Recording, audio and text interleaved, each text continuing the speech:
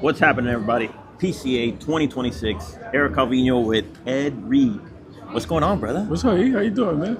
Doing great, man. It's so good to see you. Great to see you, brother, always. You know, after all these years, this is the first Ed Reed I'm gonna smoke right now. Come on now. No joke. We gotta make it more than that. We do. We do. It's always about the second one, right? Yeah, exactly.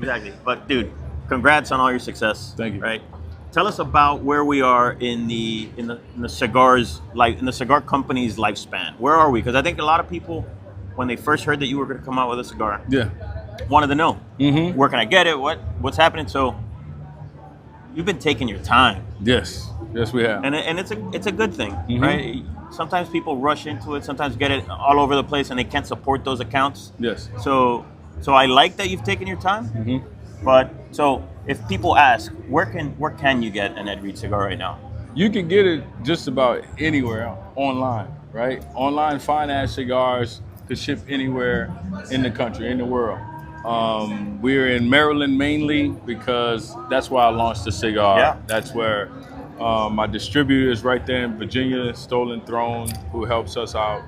And that's like the hub for where I've been. Like Maryland, though it's in Georgia, it's in Louisiana, Arizona. We're getting in Cali, we're in Texas. So there's spots that have it, but it's been an exclusive thing because I'm not a person that's easily accessible. Though I am a public guy and be into cigar lounges, I'll be in cigar lounges all around the world, but just walking up and, sometimes I like the private side of it too. You know what I mean? So it took me time to make my cigar, obviously partnering with Placencia. Yeah. And that's been the main thing, for me, is making sure that it fit what you guys stood for. That's mainly why I took my time to put it out and not just have it anywhere where,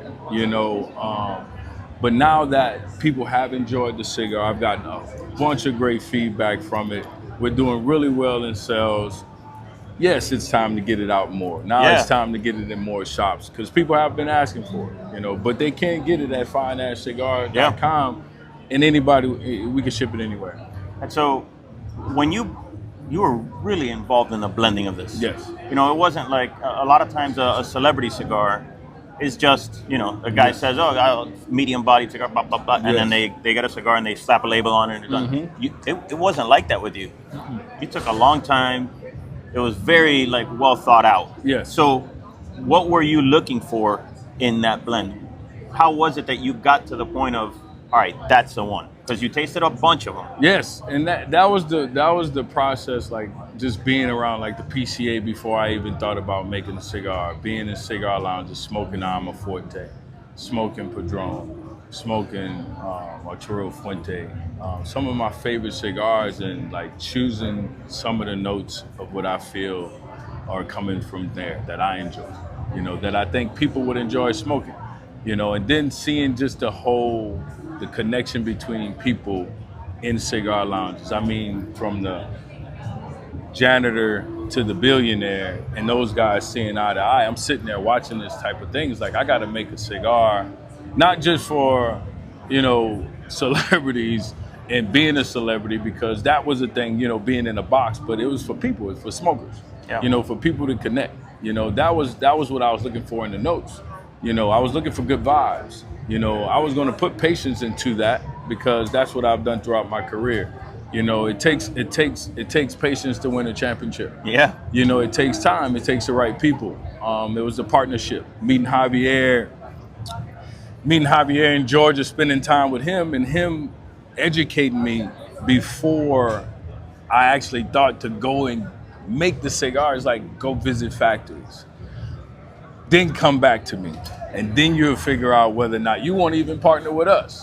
You know what I mean? And then when I went to visit Nicaragua, it was everything to me, because I knew before I went there what it took to make a cigar. Now seeing the actual process, the soil, seeing what you're doing with the soil, knowing that every blend is putting love into it, every tobacco leaf has love going into it was astonishing to me, amazing to me. Yeah, it's eye-opening, right? Yes. That first time when you see all that entire process from beginning to end, it's just fascinating. Yes. Like how the amount of energy and passion that goes into every one of those plants. Yes. And then as it gets to the cigar, it compounds and it's incredible. So it's dude, this is my first one. I'm a little way through. Very nice though. It's a balanced smoke. Yes. It's got some sweetness to it. Yep. Has some spice. Has some earthiness. So really, it's an very enjoyable blend. What is the MSRP on these? 16 bucks. Yes. And depending on where you at, obviously taxes. Yeah. But wanted to make it affordable.